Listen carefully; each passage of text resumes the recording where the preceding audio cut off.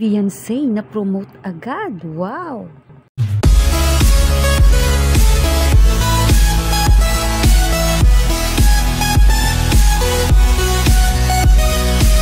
Ano nga ba ang trabaho ni Beyonce at na-promote agad ito?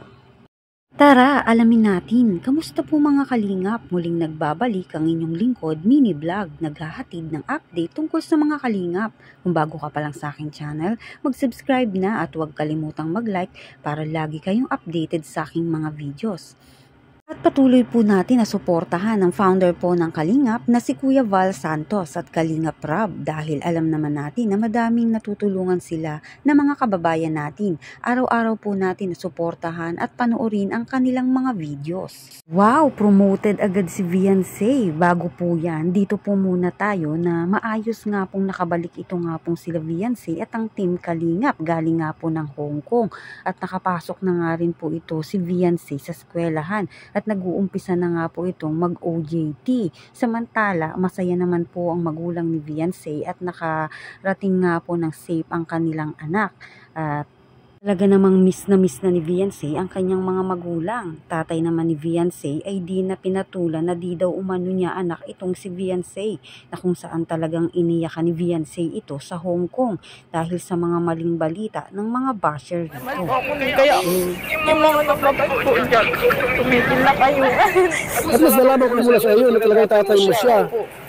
Diba? Kasi narinig ko lang naman, ay, si Jency, di man yung anak ni Rando kasi ibang mukha. Pero confirm talagang tatay mo siya. O yun ha? Okay. Dito naman po tayo dumako sa OJT ni Beyonce. Nakapag-umpisa na nga po itong si Beyonce at naka-duty ito sa SM. Ang kanya pong trabaho doon ay assistant sales lady. Kung saan nga po ina-assist nga po ni Beyonce ang mga customer nito.